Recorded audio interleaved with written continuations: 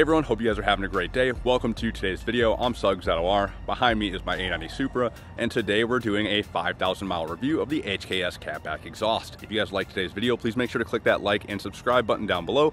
It would really help me out. And then also don't forget to comment about what you guys think of the exhaust. Is this something you would put on your Supra, or are you taking a look at other exhausts?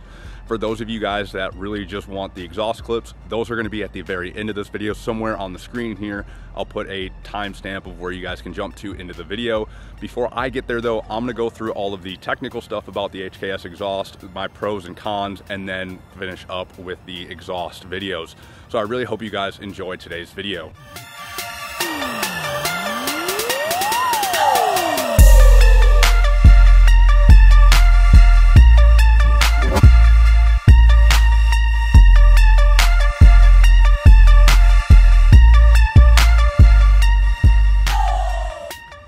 If you're looking to pick up an HKS catback exhaust, you can expect it to set you back between $2,300 and $2,900 US.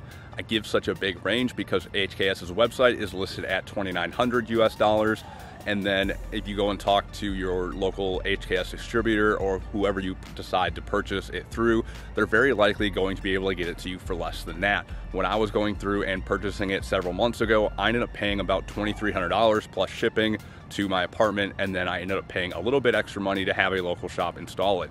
Obviously, this is going to be different from everyone, so just make sure you're going out there and doing your research on where you can get it the cheapest. You might be able to luck out and even get it on the forums, but the ones on the forums are always going quickly, and you really got to be there right when they post them. But you're asking yourself now, why is the HKS exhaust worth the $2,500 to $2,900? You just spent a bunch of money on your Supra, and now you're about to go spend another $3 grand on an exhaust system. Why?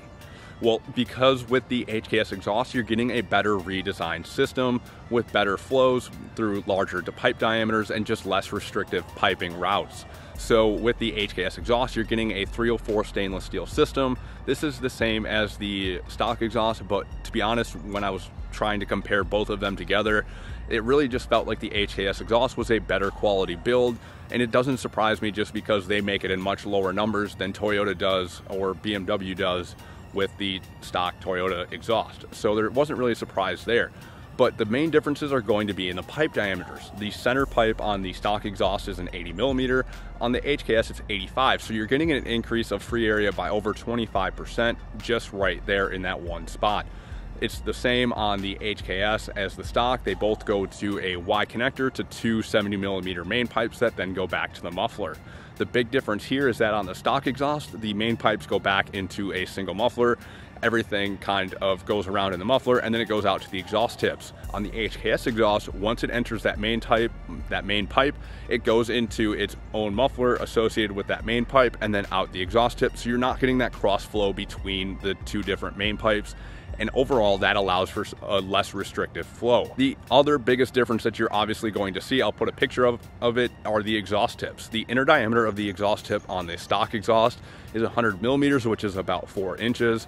On the HKS exhaust, it's a whopping 120 millimeters, which is 4.75 inches.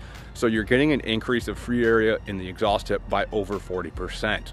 With all of these different changes between the larger center pipe, less restrictive flow, larger exhaust tips, HKS claims that they can get an additional 30 horsepower out of this exhaust for they can get an extra 30 horsepower for your Supra out of this exhaust. But of course, as most people know, with the catback exhaust, you're not going to get that unless you do a tune and or a downpipe.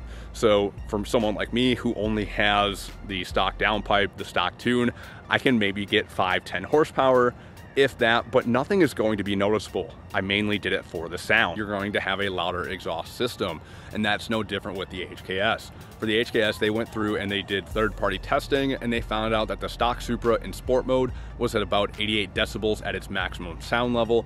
They went through and then did the same test for the HKS and found out it was about 90 decibels. So at that top end, you're really not going to hear that the exhaust is that much louder according to their sound data.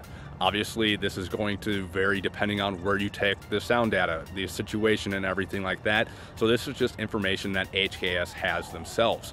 As a reference, 90 decibels is your average lawnmower. So if to put that into relative terms, Where you're mainly going to see the big difference though is going to be the lower end. HKS found out that the stock Supra in sport mode was around 58 decibels while idling. With the HKS exhaust in the same situation, it was about 66 decibels.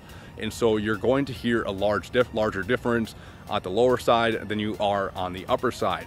As a reference, 60 decibels is kind of a normal conversation. Now that you guys know though that I can go through, read a brochure, read HKS's website, read all the tech specs, what are the pros and cons that I have noticed over the last 4 months and 5,000 miles of driving with this exhaust?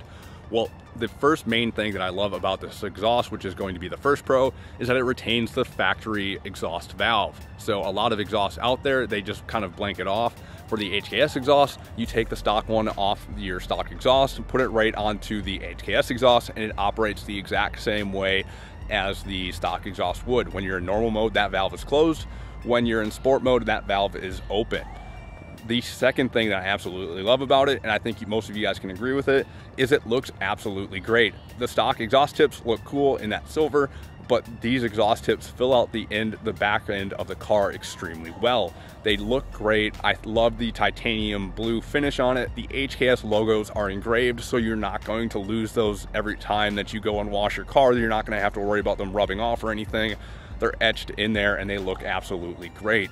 The third thing that I love about the exhaust, which is the main reason why I've purchased it at this point because I can't tune my vehicle, is the sound. I think that the HKS exhaust gives the B58 motor an absolute amazing sound, and you guys will be able to hear that in the exhaust clips that are coming up later in the video. With all the pros, you are obviously going to have a couple cons. The first con for me is going to be that the exhaust tips are not adjustable. Since they're welded onto the system, in order to adjust your exhaust tips, you have to go through and adjust how they hang off the system themselves. So you can put it on. Once everything gets broken in, I highly suggest going through and readjusting the exhaust tips. As you're going through as well and installing everything, make sure that you're careful of where the exhaust tips are. Because they're such large exhaust tips, people have actually burned their rear diffuser, melted it a little bit, and either had to A, live with it, or B, go through and replace their rear diffuser. So that's probably the biggest con about this system.